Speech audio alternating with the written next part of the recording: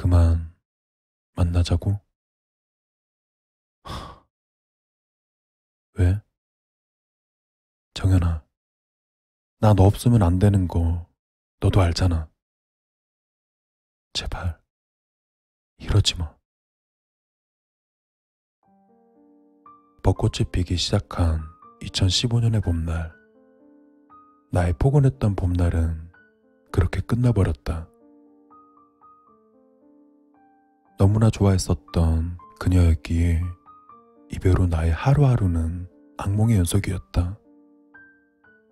누군가를 만나는 것이 힘들었고 아무것도 할 수 없는 나날들이 한동안 이어졌다. 그렇게 몇 개월이 지났다. 이별의 충격으로부터는 어느 정도 벗어났지만 아직 가슴속의 먹먹함이 완전히 지워지진 않았다. 길가를 어지럽히던 분홍벚꽃은 사라진 지 오래되었다. 그렇게 여름이 오고 가을이 오고 겨울이 찾아왔다. 영원히 오지 않을 것 같았던 겨울이 오면서 영원히 치유받지 못할 것 같았던 내 마음에도 조금씩 용기가 생겼다. 따뜻한 아메리카노 한 잔이요? 네, 감사합니다. 금방 준비해 드릴게요. 바리스타였던 나에게 새로운 직장이 생긴 것은 그 무렵이었다. 새로 일하게 된 곳은 집에서 도보로 1시간, 버스로 15분 정도 거리에 있는 작은 카페였다. 그곳은 크지 않은 매장이었기에 사장님과 몇 안 되는 직원들끼리 오손도손 그렇게 하루하루를 보내게 되었다. 특별할 것 없는 일상들이 반복될수록 이별의 상처는 점점 희미해져 가는 것 같았다. 출근할 때는 일부러 1시간 정도 일찍 나와 걸어가는 것을 즐겼었다. 난 원래 걸음을 생각하는 것을 좋아했었기에 1시간 정도는 힘들지 않게 걸어갈 수 있었다. 하지만 일하고 나서 퇴근할 때는 빨리 집에 가서 쉬고 싶은 마음에 버스를 타고 귀가했다. 일하는 매장에서 우리 집까지 가는 버스는 42번 버스와 92번 버스 이렇게 두 대밖에 없었다. 배차 간격은 둘 다 10분 정도였는데 나는 새로운 매장에 일한 뒤로 항상 집에 갈 때면 42번 버스만 이용했다. 버스를 기다리다 보면 종종 92번 버스가 먼저 오곤 했지만 92번 버스는 그냥 먼저 보냈었다.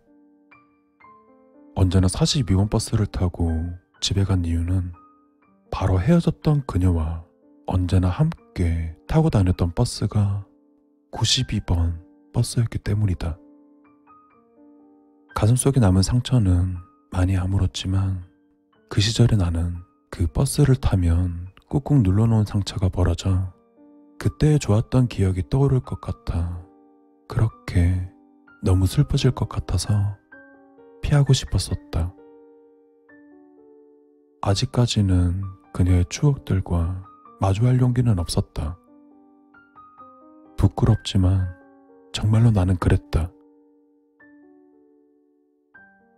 새로운 매장에서 일한 지 어느덧 3개월 정도 되었을 때였다. 평소대로 마감을 하고 집에 가려고 매장을 나선 것은 저녁 10시를 조금 넘긴 시각이었다. 나는 집에 가기 위해 정류장으로 발걸음을 옮기며 버스 도착 시간을 알리는 어플을 실행했다. 42번 버스 도착 시간 5분 남음, 92번 버스 도착 시간 10분 남음. 42번 버스가 먼저 온다고 되어 있어서 다행이라고 생각했다. 시간으로 보아 정류장에 도착하면 곧 42번 버스가 올 것이었다. 그렇게 정류장으로 향하는 도중 나는 평소와 다른 감정에 휩싸였다. 헤어진 그녀가 너무 보고 싶었다.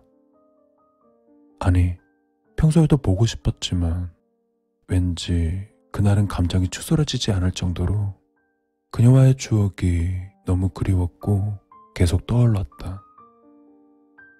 정류장으로 향하는 그 짧은 시간 동안 머릿속으로 수많은 추억의 장면들이 파노라마처럼 빠르게 흘러갔다. 그리고 당장이라도 눈물이 날 것 같았다. 평소와 다른 감정에 내가 왜 이러나면서 적응이 되지 않던 와중에 어느덧 난 버스 정류장에 도착했고 1분 뒤에 40여 버스가 내 앞으로 와서 정차했다. 나는 버스를 타지 않았다. 그리고 나는 92번 버스가 오길 기다렸다. 그날 느꼈던 감정은 솔직히 지금 생각해도 이해가 가질 않는다. 하지만 그날 밤에 나는 92번 버스에 몸을 실어 그녀를 생각하고 싶었다. 창밖을 보며 그녀와의 기억을 떠올리면서 그렇게 추억과 마주보며 마음껏 슬퍼하고 싶었다. 평소 그렇게 피하고 돌아가려 했던 것들을 마주보고 싶어진 것이 어째서 그날이었을까? 추억으로부터 안전한 버스가 먼저 왔음에도 불구하고 나는 슬픔을 각오한 채 다음 버스를 기다리고 있었다. 그런데 버스가 오지 않았다. 42번 버스를 그냥 보낸 지 10분이 지나도 92번 버스는 오지 않았다. 추운 날씨에 오들오들 떨면서 그냥 탈 걸 괜히 보냈네 라는 생각을 하게 되었다. 92번 버스가 도착한 것은 15분이 지나서였다. 나는 버스에 탄 다음 그녀와 자주 앉았던 그 자리에 앉아 창밖을 보았다. 창문 밖에는 그 시절 나와 그녀가 웃으며 마주하고 있는 것 같이 보였다.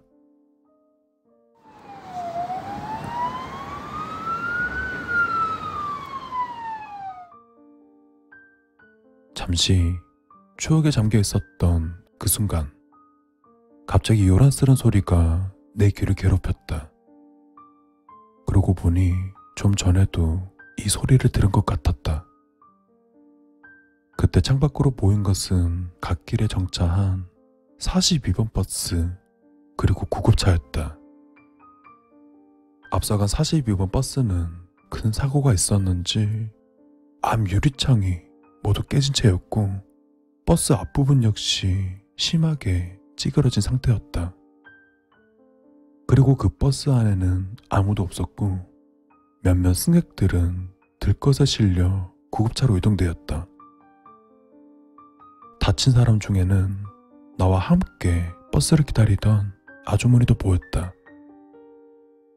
내가 탄 92번 버스는 순식간에 현장을 지나가 버렸다. 나는 너무 놀라게 되었고 아무 생각도 들지 않았다. 그렇게 버스는 집 앞에 도착했고 나는 멍한 상태로 집에 들어와 샤워를 했다.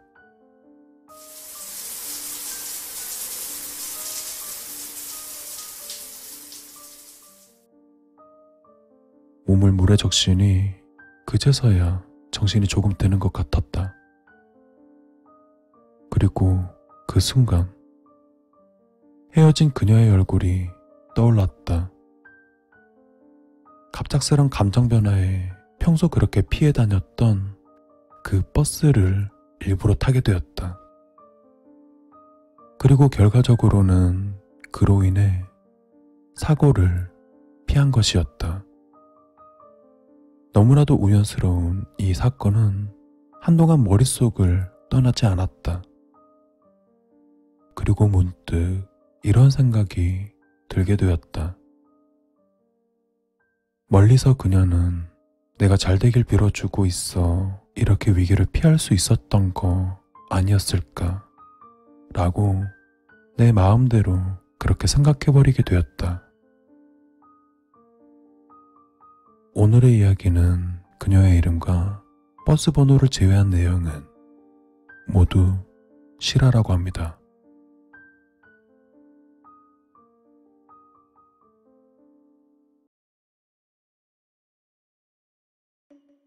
좀 앉아도 되겠나? 포장마차에서 홀로 술을 마시던 중 주인 아저씨가 내 앞에 다가오며 말했다. 마침 손님도 나뿐이고 심심하던 차에 심각한 얼굴로 술을 마시는 나를 보았던 모양이다. 네네, 앉으세요. 안 그래도 심란했는데 제 말상대나 해주시겠어요? 내 말에 아저씨는 간이 의자를 끌어와 내 앞으로 앉았다. 나도 한 잔 줘. 오늘 장사는 끝난 것 같으니까 같이 한잔하면서 자네 얘기나 들어보지. 난 아저씨에게 소주를 따라주며 입을 열었다. 아저씨, 아무래도 전 겁쟁인가 봐요. 누구보다 용감하고 대담한 그런 멋진 사람인 줄 알았는데 저는 쓰레기였어요. 술을 한 입에 털어넣은 아저씨는 잠자코 내 다음 이야기를 기다렸다. 한번 들어보세요. 한 남자가 있어요. 20살 건장한 청년이죠. 그런데 그 남자가 우연히 창문을 통해 살인사건을 목격한 거예요. 그 말에 아저씨의 표정이 미묘하게 변했다. 살인사건을 목격했다는 말이 꽤나 충격적인 모양이다. 난 다시 아저씨에게 술을 따라주며 말을 이었다. 그 남자는 범인이 피 묻은 칼을 든 채 쓰러진 아이를 내려다보고 있는 모습을 목격했어요. 죽은 애는 어린 여자애였죠. 이제 갓 고등학교에 들어갔을 법한 아이였어요. 그런데 그 남자는 그걸 보고도 아무것도 하지 않았죠. 당장 뛰어내려가서 범인을 제압하지도 않았고 경찰에 신고하거나 소리쳐 도움을 요청하지도 않았어요. 난 내 앞에 놓인 소주를 마시고는 깊은 한숨을 내쉬었다. 그 남자는요, 범인이 자리를 벗어날 때까지 그저 한심하게 쳐다보고만 있었어요. 아저씨는 내게 술을 따라주며 말했다. 이해할 수 있어. 막상 그런 일이 눈앞에서 벌어지면 당황해서 얼어버리지. 부끄러운 일은 아니야. 난 희미하게 고개를 끄덕이며 말을 이었다. 네, 그럴 수 있죠. 하지만 문제는 그 다음이에요. 범인이 자리를 떠나고 나서도 경찰에 신고하지 않았어요. 아이의 시체가 집 밖에서 싸늘하게 식어가는 걸 알면서도 가만히 있었죠. 결국 시체는 다음날 동네 사람에게 발견되었어요. 뉴스가 나오고 경찰이 범인을 찾아 돌아다니는데도 그 남자가 한 일이라고는 침묵을 지킨 것뿐이에요. 아저씨는 멍하니 소주잔만 노려보고 있었다. 이야기가 이야기인 만큼 아저씨도 심란한 모양이었다. 난 아저씨를 바라보며 말했다. 아저씨, 만약 아저씨가 그 남자라면 이제 어떻게 할 것 같으세요? 이대로 침묵할까요? 아니면 조금 늦었지만 용기 내 경찰서를 찾아가 자신이 본 걸 이야기할까요? 아이고, 안주가 없네. 잠깐만 기다려봐. 아저씨는 대답을 피하듯 자리에서 일어나 안주거리를 가지러 갔다. 난 쓴웃음을 지으며 소주를 들이켰다. 칼을 들고 재료를 썰던 아저씨는 한참 지난 후에야 조심스레 입을 열었다. 범인의 얼굴 확실히 봤어? 난 대답하지 않았다. 아저씨는 칼질을 멈추고 잠시 나를 바라보다가 다시 입을 열었다. 아, 그렇군. 네 얘기가 아니라 어떤 남자의 이야기였지? 다시 칼질을 시작하며 아저씨가 말을 이었다. 한심한 생각이 들겠지. 용감하게 나서지 못한 자신이 싫을 거야. 하지만 그것보다 더 싫은 건 지금보다 용기를 내지 못하고 숨어있는 자신의 모습이겠지. 무서워서 침묵하는 자신에게 누군가 용기를 주길 원할 거야. 앞으로 나설 용기를 말이야. 아저씨는 식재료를 접시에 쓸어 담고는 칼을 든 채 내게 다가왔다. 그리고 그 순간 갑자기 내게 칼을 겨누며 말했다. 대답하기 전에 반대로 내가 질문 하나 하지. 살인범인 한 남자가 있어. 그런데 그 남자가 어쩌다가 자신의 살해 장면을 누군가에게 들킨 거야. 난 날카로운 칼끝을 바라보며 마른 침을 삼켰다. 아저씨는 살기마저 느껴지는 표정으로 날 내려다보며 이어서 말했다. 그래서 그 목격자를 죽이려 하고 있어. 만약 네가 그 목격자라면 넌 어떻게 할까? 난 천천히 손을 움직여 앞에 놓인 젓가락을 쥐고는 아저씨를 노려보았다. 하지만 아저씨는 이내 칼을 내리고 돌아서며 조용히 말했다. 좋은 눈빛이네. 겁쟁이 얼굴이 아니야. 그리곤 도마 위에 칼을 내려놓으며 이어서 말했다. 그 남자는 겁이 났던 게 아니라 어떻게 해야 할지 몰랐던 걸 뿐일 거야. 그런 상황을 처음 겪었으니까 어찌할 바를 몰랐겠지. 자, 그럼 이제 네 질문에 대답해 볼까? 내가 만약 그 남자라면 지금 당장 벌떡 일어나 경찰서로 가겠어. 늦게 와서 죄송하다고 말하곤 내가 본 걸 하나하나 다 말하는 거지. 이젠 그렇게 할 수 있어. 왜냐? 겁쟁이가 아니라는 걸 알았으니까. 난 조용히 아저씨를 바라보았다. 너 급하게 갈 곳이 있지 않아? 그만 가봐. 술값은 안 받는 걸로 할 테니. 난 자리에서 일어나 아저씨에게 깊이 고개를 숙여 인사를 했다. 감사합니다. 아저씨 덕에 이제 어떻게 해야 할지 알겠습니다. 정말 감사합니다. 그리곤 그대로 밖으로 나갔다. 무언가 답답하던 것이 뻥 뚫리는 느낌이었다. 내가 겁쟁이가 아닐까 생각했었는데 아저씨는 내가 겁쟁이가 아니라고 말해주었다. 난 심호흡을 하고 최면을 걸듯이 작게 중얼거렸다. 난 겁쟁이가 아니다. 난 겁쟁이가 아니다. 그 남자 따윈 무섭지 않다. 그 남자도 간단히 죽일 수 있다. 난 약한 애들만 죽이는 쓰레기가 아니다. 난 용감한 사람이다.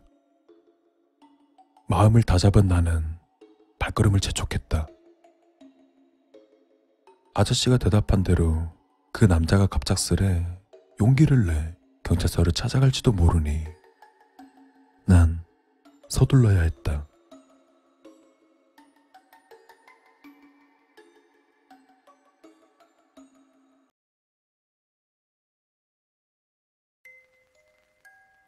우리 집은 무척 가난했다. 부모님은 내가 가지고 싶은 게 있다 해도 아무것도 사주질 않으셨다. 옷은 주변 이웃집에서 물려준 걸 받아다 입었고 간식이라곤 얼음사탕뿐이었다. 의무교육은 제대로 받았지만 필기구나 교과서는 다 물려받은 것이었다. 당시 내내 물려받은 물건만 써왔기에 딱히 불만은 없었다. 다만 싫은 게 딱 하나 있었다. 그것은 물려받은 책상이었다. 헌데 그 책상은 물려받은 물건이었음에도 아직 새 것처럼 윤이 반짝반짝 빛이 났다. 그리고 책상의 서랍을 열면 나무 냄새가 풍겨와 나는 그 향기 맡는 걸 즐기곤 했다. 처음 그 책상을 받고 나서는 너무 마음에 들어 한가할 때면 분수에 맞지 않게 거기에 앉아 책을 읽는 게 내 기쁨이었다. 하지만 책상을 받고 일주일 정도 지났을 무렵 이상한 체험을 했다. 평소처럼 의자에 앉아 책상에서 책을 읽는데 오른쪽 다리에 서늘한 감각이 느껴졌다. 하지만 책을 읽고 있는 중이었기에 다리에 느껴지는 감각 따윈 신경 쓰지 않았다. 그저 다리를 조금 빼서 서늘한 감각이 조금 느껴지지 않게 할 뿐. 그러나 잠시 뒤 서늘한 무엇이 내 다리에 닿았다. 순간 기분 나쁜 마음에 오른발로 서늘한 것을 안쪽으로 밀어넣었다. 그러자 발끝에 이상한 감각이 느껴졌다. 시선은 책에 꽂혀 있었지만 내 의식은 책상 아래 발끝에 몰려 있었다. 나는 오른쪽 발을 슬쩍 움직여 그것의 표면을 어루만졌다. 그것은 울퉁불퉁하고 곳곳에 구멍이 나 있는 듯 했다. 부드러운가 싶으면 딱딱한 곳도 있어 그것이 대체 무엇인지 알 수가 없었다. 또 그것은 내 발끝을 혀로 핥는 듯 하였다. 그것의 표면을 훑다가 마지막으로 위쪽을 향했다. 가는 실 같은 게 수도 없이 느껴진다는 걸 알아차림과 동시에 나는 내 발에 뭐가 닿고 있는지 알아차렸다. 살그머니 몸을 숙여 책상 아래를 들여다봤다. 거기에는 창백한 사내아이가 있었다. 내 발끝은 사내아이의 머리에 닿고 있었다. 나는 놀라 의자에서 뒤로 넘어졌다. 하지만 시선은 여전히 책상 아래 사내아이를 향하고 있었다. 사내아이 역시 미동도 않고 나를 바라보고 있었다. 그 순간 난 일어서지도 못하고 엉금엉금 방에서 빠져나왔다. 그리고는 곧바로 아버지를 찾아가 금방 보았던 걸 울면서 이야기했다. 하지만 아버지는 전혀 믿어주질 않았다. 만약 믿어주었다고 하더라도 우리 집에 책상 살 돈은 없으니 바꿔줄 일도 없었고 결국 나는 초등학교 시절 내내 그 책상을 사용해야만 했었다.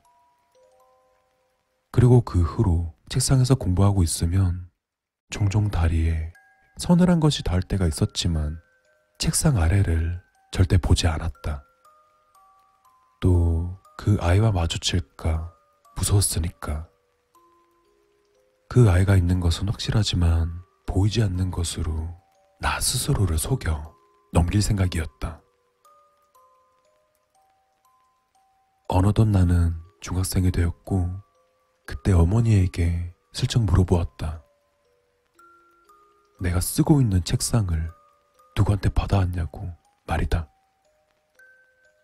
어머니는 조금 곤란하다는 얼굴을 하더니 그 책상은 와타루군 집에서 받아온 거야 라고 말했었다. 와타루군은 나와 동갑이었으며 함께 유치원을 다녔던 내 친구였다.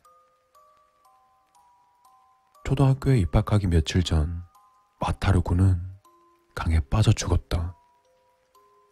또 머리가 좋았던 와타루군은 입학하기 전부터 공부를 시작했던 것 같다. 내가 쓰고 있는 책상에서 공부하며 앞으로 시작될 학교 생활을 두근대며 기다린 게 아니었을까. 사정을 알게 된 나는 책상 아래 있는 아이가 와타루군이라는 것을 알 수 있었다. 그리고 더는 무섭지 않았다. 그가 이루지 못한 꿈만큼 내가 더 열심히 공부할 작정이었다. 그 후로도 와타루군은 내 다리를 만지곤 했다.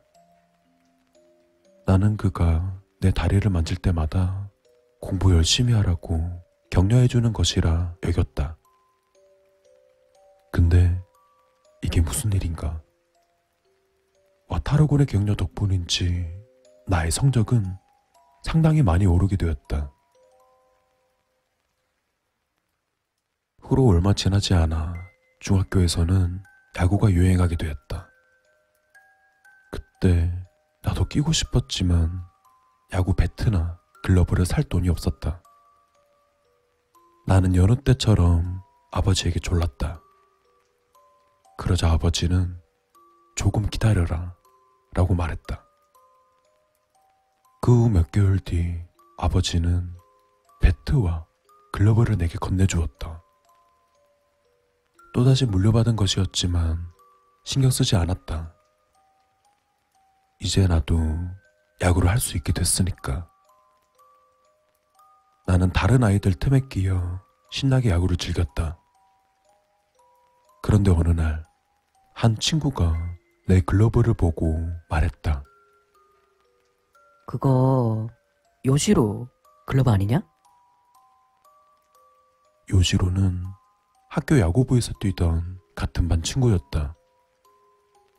요시로라는 친구는 야구에 재능이 있어 신입생인데도 주전으로 뛸 정도였다. 하지만 요시로는 얼마 전 죽은 터였다. 학교에서 돌아오다 강에 빠져 죽었다고 한다. 내가 쓰는 글러브가 요시로 것이라는 것을 알고 나는 다짐했다. 요시로가 아쉬워하지 않게 그 녀석 목까지 열심히 야구하자고. 그때 문득 생각했다. 요시로와 와타르군은 묘하게 닮아 있는 게 아닌가 하는 생각이었다.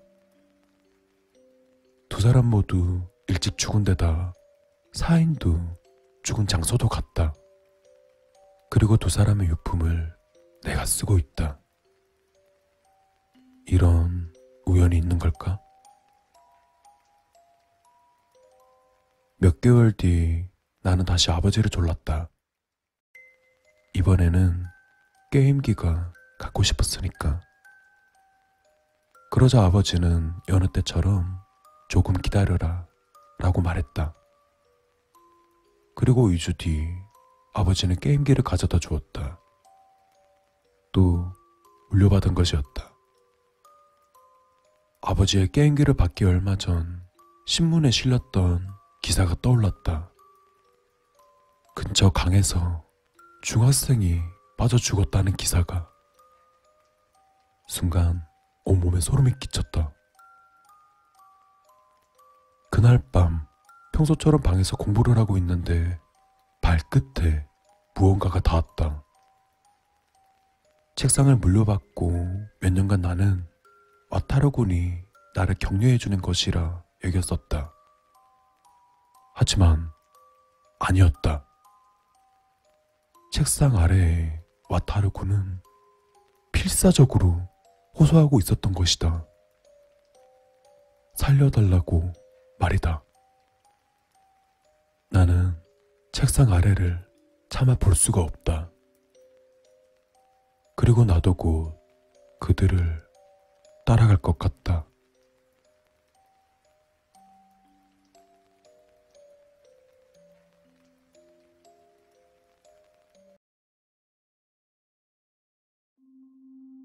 이건 길다면 길고 짧다면 짧은 제 이야기입니다.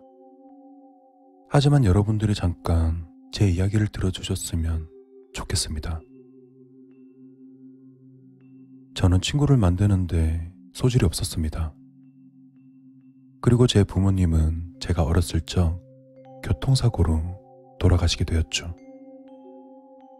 당시 저희 부모님은 건설용 차량에 치여 그만. 그날의 사건은 세상에서 절 온전히 혼자로 만들어 버렸었죠. 그리고 저는 많은 노력을 해왔었지만 다른 사람과 도무지 상호작용이라는 걸 할 수 없었습니다. 그리고 그런 상황은 저를 완전히 미쳐버리기 직전으로 만들어버리게 되었죠. 그러던 어느 날 집에서 혼자 남아 극단적인 생각을 하고 있을 때 그가 나타났습니다. 그의 이름은 카일이었고 그때부터 우린 정말 친한 친구가 되었습니다.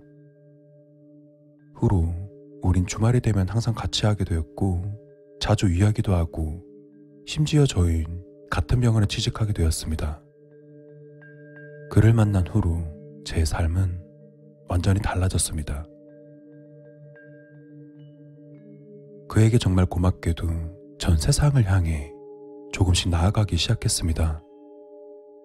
그리고 아름다운 여자를 만나 사랑에 빠지고 결혼을 하고 아이까지 가지게 되었죠. 또 거기에 승진도 하고 연봉도 올랐습니다.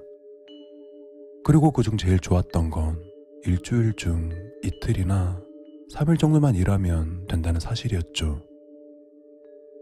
모든 것이 순조롭게 흘러갔습니다. 어느 날 전 카일에게 제 부인을 소개시켜 주겠다고 했습니다. 그는 조금 머뭇거렸지만 제가 거의 떠밀다시피 했었습니다. 그리고 결국 그는 우리 가족 저녁 식사에 초대받게 되었습니다. 그를 우리 가족에게 소개시켜 주던 날, 제 부인은 당혹스러운 미소를 띤 채 저녁 식사 내내 카일에게 말을 걸지 않았습니다. 그리고 식사가 끝나고 그는 식사에 대해 어색하게나마 감사를 표했지만 제 부인은 그에게 대답하는 대신 저를 계속 쳐다보고 있었습니다. 마치 제가 그녀를 배신하기라도 한 것처럼 말이에요. 그리고 아들은 다른 방에 있는 자기 침대에서 울고 있었습니다. 후로 얼마 뒤 카일은 자기 차로 걸어가면서 정말 좋은 시간을 보냈다고 제게 말했습니다. 그리고 그는 제 눈을 똑바로 바라봤었죠. 곧이어 슬픔이 가득한 목소리로 말했습니다. 정말 미안해. 하지만 넌 나를 초대해서는 안 되는 거였어. 그 말을 뒤로 그는 가버렸습니다. 그때부터 저는 제 부인이 저와 거리를 두며 우리 사이가 멀어지는 걸 느끼게 되었습니다. 또 가끔 그녀는 제가 말을 할 때면 완전히 무시해버리기도 했었죠. 제가 말하는 도중 그냥 가버리는 일도 허다했습니다. 카일과의 저녁 식사 이후 일도 점점 힘들어지게 되었고 저는 사무실에서 거의 살다시피 해야 했습니다. 또 설상가상으로 사무실 규모가 작아지게 되었죠. 결국 저는 문 하나만 달랑 있는 작은 사무실로 옮겨가야 했습니다. 하지만 저는 제 일이 참 좋았죠. 저는 카일과 매일 대화를 했습니다. 그리고 그와 대화를 하고 있으면 가끔 사람들이 사무실에 많이 몰려들어왔습니다.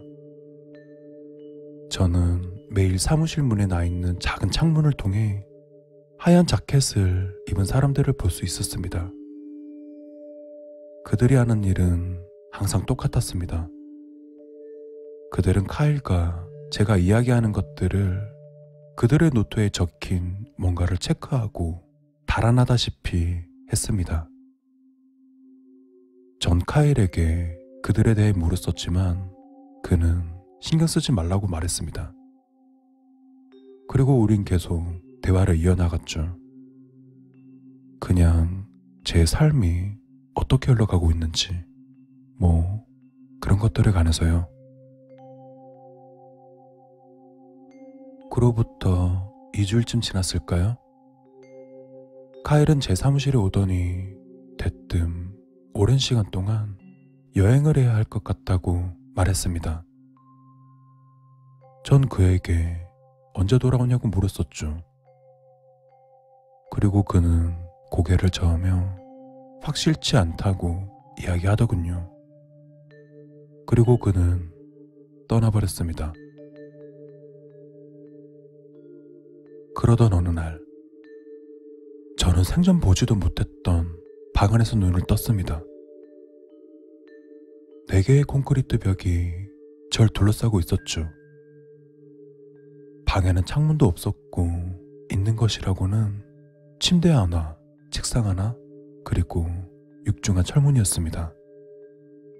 그리고 저는 누군가 제발 나 좀 꺼내달라고 계속해서 소리를 질렀습니다. 결국 한 사람이 모습을 보이더군요. 전 그 사람을 제 사무실에서 본 적이 있었기에 바로 알아볼 수 있었습니다. 전 그에게 제가 얼마나 여기 있었는지 물어봤었고 저를 풀어달라고 부탁했습니다. 그리고는 저를 뚫어지게 쳐다보았습니다. 그리고 그가 입을 열었죠. 당신이 여기서 있었던 시간은 무려 4년이나 지나게 되었죠. 그리고 축하합니다. 당신은 이제 이곳에서 벗어날 수 있게 되었습니다. 예? 그게 무슨 말입니까? 당신은 그동안 이곳에서 미쳐 있었습니다. 에? 뭐라고요? 당연하게도 이건 믿을 수 없는 이야기였습니다. 하지만 곧 무슨 일이 일어났는지 깨닫게 되었습니다. 카일. 전 감정을 주체하지 못하고 흐느꼈습니다. 저의 제일 친한 친구가 그저 내 상상 속 허구의 이미지에 불과하다는 사실에 완전히 무너져 내리게 되었죠. 그러나 시간이 지나면서 전 제 상황을 점점 받아들이기 시작했습니다. 병원에 입원해 24시간 관리를 받기 이전에는 일주일에 2, 3일 동안 병원에 다녔다는 것을 알았습니다. 그리고 병원 사무실에서 직장을 가진 적도 없었다는 걸 깨달았죠. 모든 것이 이제 들어맞더군요. 한 달이라는 시간이 지나게 되었습니다. 마침내 저는 집에 갈 수 있게 되었죠. 그리고 집에 가던 날, 의사 선생님들이 복도에 서서 저를 향해 박수를 쳐주었어요. 피곤했지만 기분은 꽤 좋았습니다. 지난 몇 주 동안 제 자신을 다잡고 모든 것을 버티게 해줄 수 있게 해준 건 집에서 절 기다릴 아내와 아이들을 다시 볼 수 있다는 사실이었으니까요. 문을 향해 걸어가는 내내 전 제 가족만을 생각했습니다. 그리고 복도 끝에서 익숙한 얼굴이 문을 열어주었습니다. 문을 열어주었던 사람은 카일이었습니다. 그리고 그의 트레이드 마크인 미소 짓는 얼굴을 하고 있었죠. 당신이 이 병원을 나간다는 소식이 들리자마자 여행을 중단했습니다. 제 가장 소중한 환자가 이곳을 떠난다는데 어떻게 계속 여행을 할 수 있겠습니까? 그리고 저와 다시 이야기를 하지 않아도 된다니 당신 정말 기쁘겠네요. 전 소리를 지를 수밖에 없었습니다.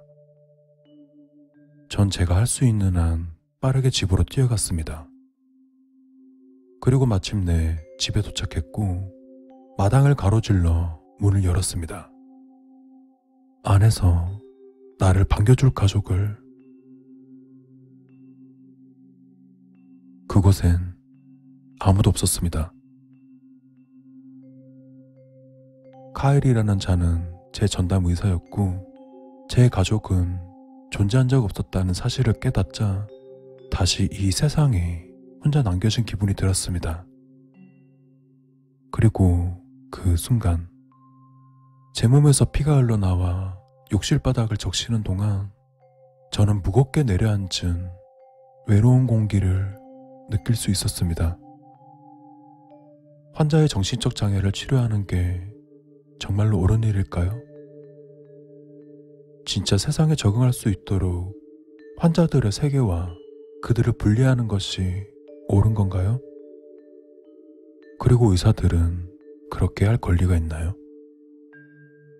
저는 그렇다고 생각하지 않습니다. 차라리 제가 미쳤으면 좋겠습니다.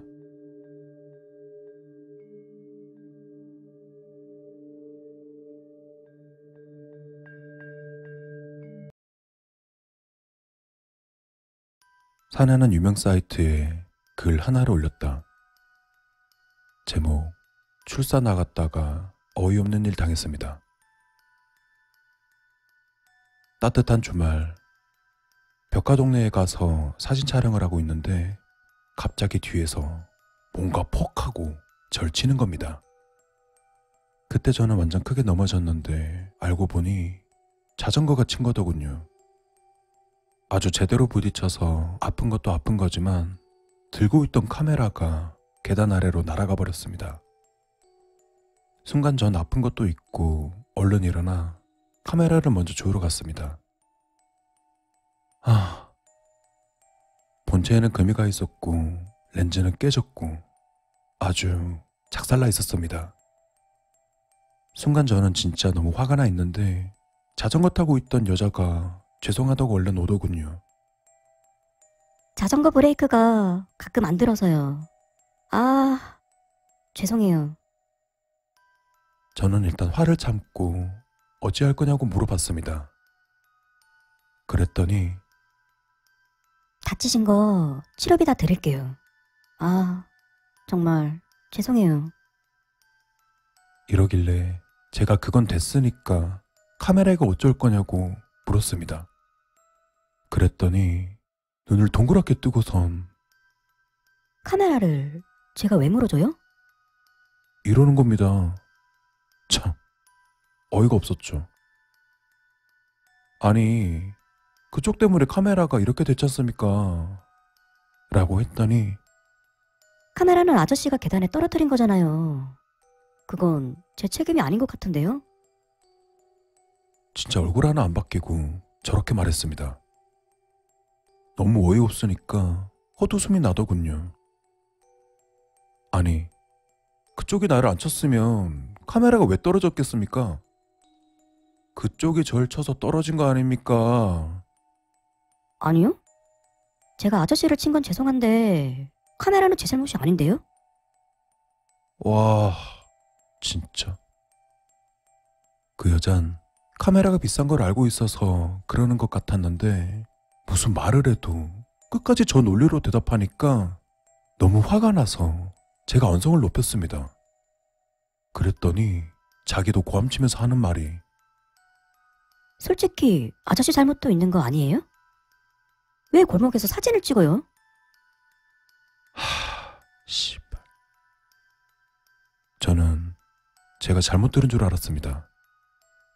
그럼 골목에서 자전거를 왜 타는데? 저도 열받아서 계속 카메라 어쩔 거냐고 고함을 질러도 끝까지 하는 말이 아저씨 다치신 건 제 잘못이고 치료비도 제가 드리는 게 맞는데 카메라는 아저씨가 계단에 떨어뜨린 거니까 아저씨가 처리하시는 게 맞는 것 같은데요? 어이가 없네.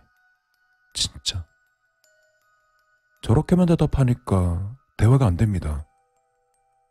그리고 저는 경찰을 부르자고 했습니다. 그리고 경찰에 전화 걸고 있는데 이 여자가 그 사이에 계단을 올라가서 자전거를 타고 도망을 가더군요. 와, 진짜. 더 어이가 없는 게 뭔지 아십니까? 지금 쓰면서도 어이가 없어서 웃음이 나오는데 거기 땅바닥에 10,000원짜리 2장 놓고 갔더군요. 이거 제 치료비입니까? 전 너무 열받아서 돈을 발로 밟고 줍지도 않았습니다. 진짜 와, 아직까지도 화가 풀리지 않습니다. 이걸 어쩌죠 진짜? 카메라 부서진 사진도 같이 올립니다. 조회수 58,000, 추천수 470, 댓글 850. 사내가 글을 올리자마자 댓글 반응들이 쏟아졌다. 와, 뭐 저런 또라이가 다 있지? 헐, 올해 들어본 무기님 중에 진짜 최고다. 와, 카메라 저거 존나 비싼 렌즈인데. 순식간에 사내의 글은 인기글로 올라갔고 빠르게 댓글들이 달리기 시작했다. 2만원 대박. 주변에 CCTV 없어요? 저거 신고해야죠. 미친. 원래 저런 애들은 자기가 끝까지 옳다고 생각함. 시간이 더 지나자 댓글들은 불필요할 정도로 과열되어 갔다. 저런 애들은 자전거를 왜 타냐 진짜. 혹시라도 어린애를 쳤어봐. 끔찍하네 진짜. 아니, 자전거 브레이크가 잘 안 들면 고쳐 타야지. 저걸 멀쩡히 타고 다니는 배짱이 뭐임? 죽을 거면 혼자 죽던가. 전년저거 도망가다가 브레이크 안 들어서 확 차에 치여 뒤져버려야 돼. 점점 입에 담을 수 없을 만한 온갖 욕설들이 난무했다. 사내는 천천히 스크롤을 내리며 하나하나 모든 댓글들을 보면서 물었다. 봐봐. 어떻게 생각해?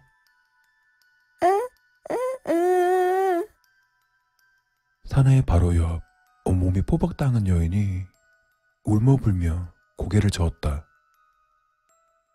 사내는 상관없이 그 많은 댓글에 하나하나 좋아요를 눌렀다.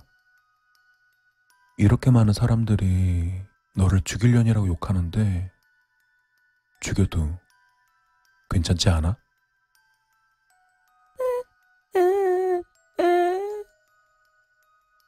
격하게 도리질치는 여인의 절규가 이어졌다.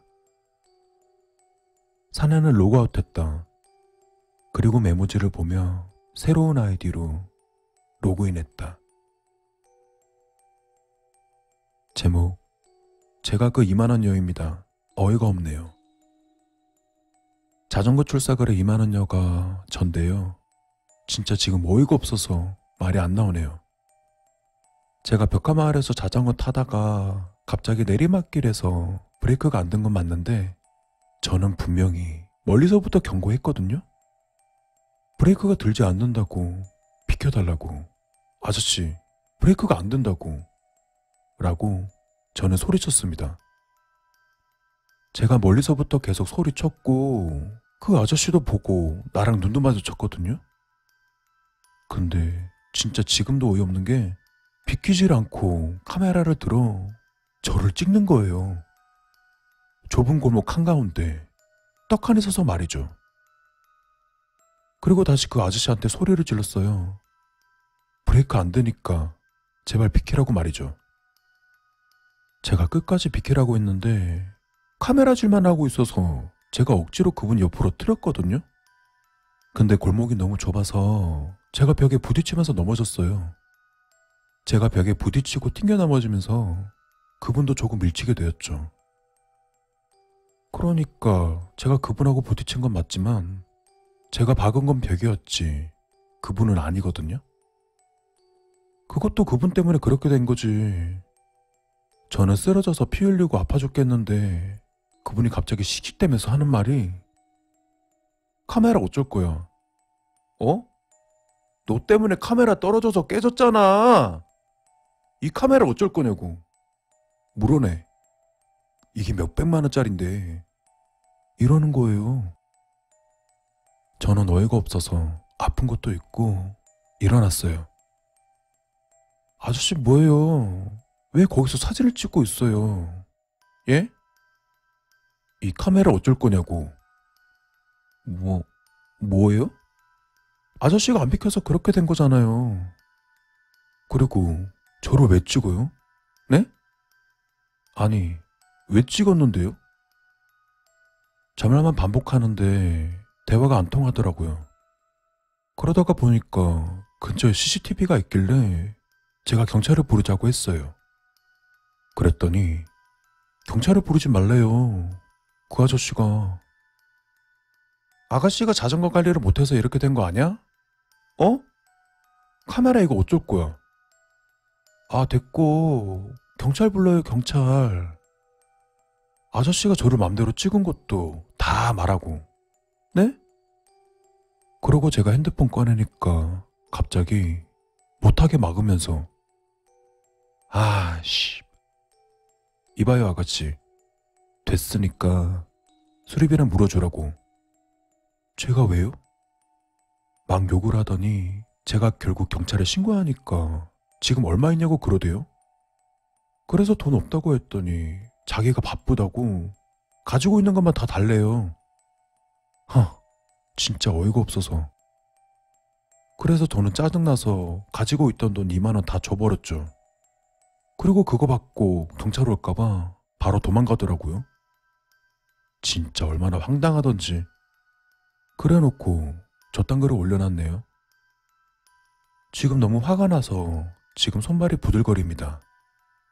카메라 사진 올려놓은 것도 보니까 훨씬 더 망가져 있던데 일부러 더 망가뜨린 것 같아요.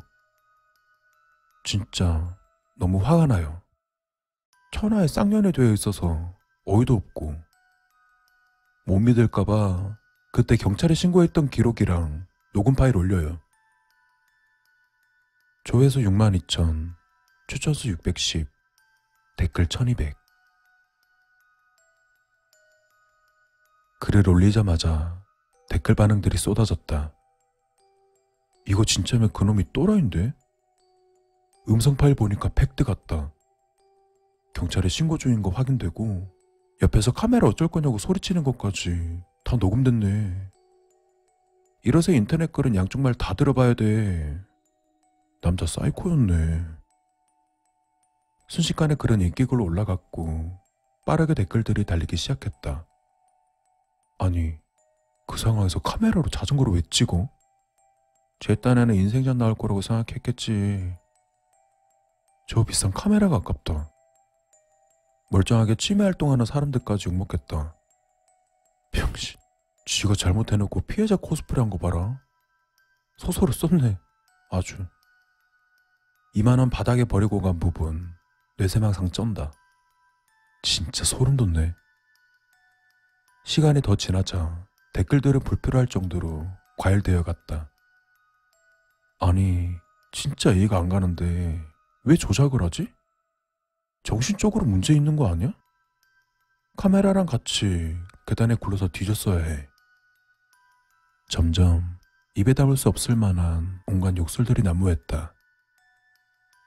사내는 천천히 스크롤을 내리며 하나하나 모든 댓글들을 보면서 물었다. 봐봐, 어떻게 생각해?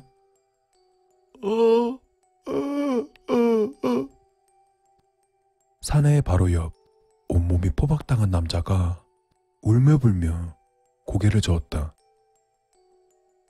사내는 상관없이 그 많은 댓글에 하나하나 좋아요를 눌렀다.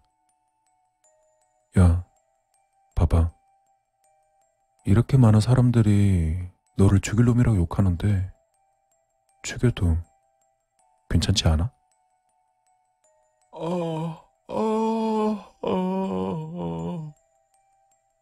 격하게 도리질 치는 남자의 충혈된 눈에서 눈물이 흘렀다. 사내는 일어나 칼을 꺼내들었다.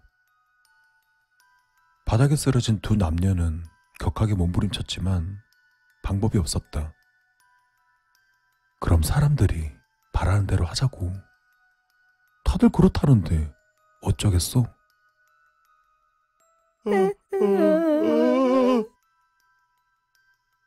눈물 흘리는 두 사람에게 칼날이 다가왔다. 제목, 벽화마을에서의 훈훈한 모습. 자전거를 탄 여자가 사진을 찍고 있는 남자에게로 돌진했다. 아이고, 이런. 세상에, 아가씨, 괜찮아요? 다치지 않았어요? 아니에요. 전 괜찮아요. 갑자기 브레이크가 정말 죄송해요. 아이고, 큰 사고 날 뻔했네. 다행이야. 아저씨 카메라가 저 때문에 어떡하죠? 제가 변상해 드릴게요. 응? 아니야. 괜찮아요. 그냥 긁힌 정도인데 뭘. 안녕하세요, 두 분. 멀리서 쭉 지켜봤습니다. 괜찮으시다면 저와 어디 가서 대화라도 하지 않으시겠습니까? 저는 작가 지망생입니다만 두 분의 사연을 사람들이 참 좋아할 것 같아서 말입니다.